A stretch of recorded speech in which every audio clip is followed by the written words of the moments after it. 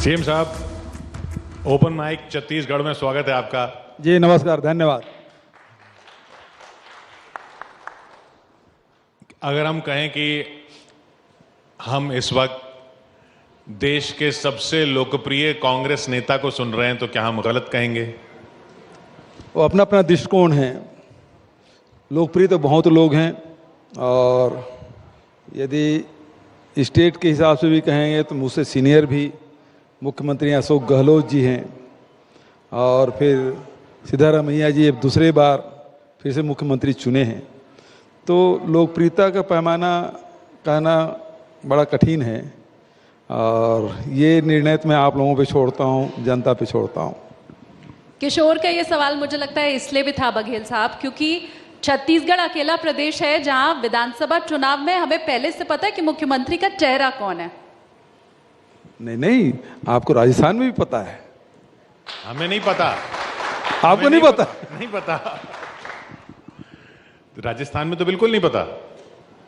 बिल्कुल चेहरा वही है, गहलोत जी हमारे सीनियर लीडर। जो सीएम है वही चेहरा बन के जाएगा।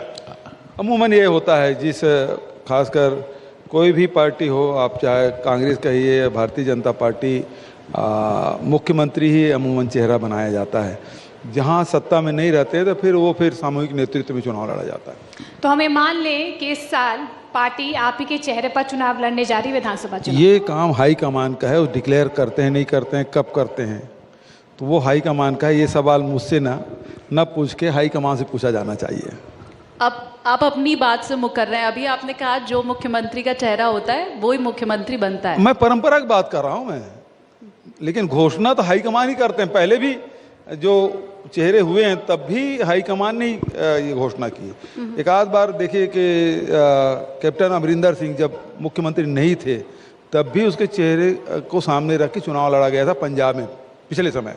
तो ऐसे वो मैं समझता हूँ वो रेयर ही है। लेकिन राष्ट्रीय राजनीतिक दलों में तो इस प्रकार से होता है कि जो सत्ता में रहते थे उसके हिसाब से। लेकिन अब मध्य प्रदेश में होता है कि नहीं होता है, देखने की बात है। मध्य प्रदेश में तो सत्ता आपको मिली थी तो वो ना मैं अपनी बात नहीं कर रहा हूँ। शिवराज सिंह जी के चेहरे होंगे भारतीय जनता पार्टी के, नहीं होंगे ये मैं कह रहा हूँ। चलिए, तो फिर छत्तीसगढ़ में तो ये मान ही लेते हैं कि कांग्रेस आपके चेहरे पर चुनाव लड़ रही है, लेकिन लोग ये कह रहे हैं कि बघेल साहब राम के नाम पर लड़ रहे हैं।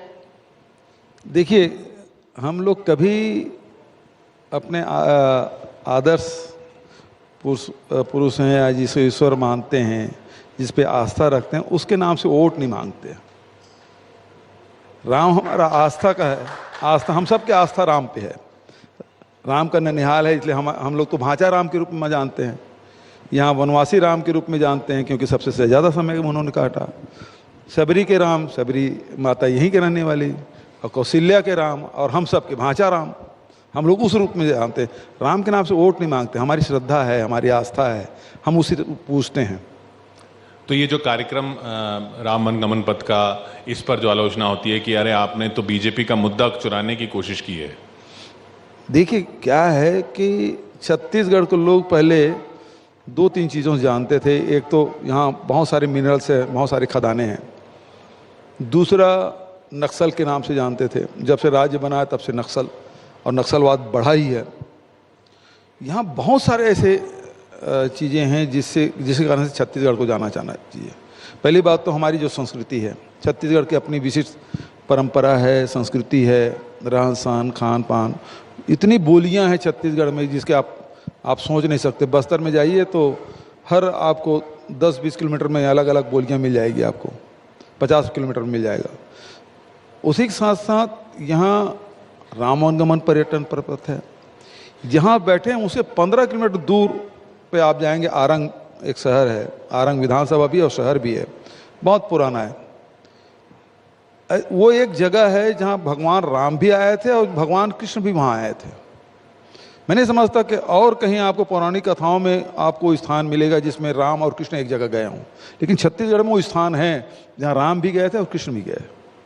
तो हमारे छत्तीसगढ़ में राम वनगमन पर्यटन पर्वत भी है। भगवान कृष्ण के भी यहाँ अर्जुन के साथ आए थे, इसके भी कहानी आपको मिलेगी। फिर भगवान बुद्ध के सबसे बड़ा परिसर मतलब 10 वर्ग किलोमीटर में फैला हुआ, सिरपुर, इसी रोड पे, जहाँ नागार्जुन आए थे, यहाँ तपस्या की, यहाँ आयुर्वेद में बहुत सारे शोध किए, कितने लोगों को पता है। तो ये सब चीज़ें हैं, जैसे हमने इसीलिए इसको बढ़ाने के लिए आदिवासी नृत्य महोत्सव कराया राष्ट्रीय स्तर पे, अब वो अंतर्राष्ट्रीय हो गए। 26 देश के लोग आ चुके हैं अभी तक के, 26 देश के जो आदिवासी कलाकार हैं वो आए और यहाँ प्रदर्शन किए। और वहीं पूरे देश में हमारा पहला राज्य है जहाँ रामायण महोत्सव हमने कराया रायगढ़ में अभी कुछ दिन पहले, 1, 2, 3 जून को। तो हमारी जो पहचान है केवल उन 2 कारणों से नहीं, पिछले सरकार ने कभी इन चीज़ों को बढ़ावा देने की कोशिश नहीं की। हम लोग उस हिसाब से अब छत्तीसगढ़ को दूसरे रूप से जानने लगे हैं लोग। तो ये हमारी उपलब्धि है कि छत्तीसगढ़ को सही रूप में पहचाना जाए, ये हमारी कोशिश।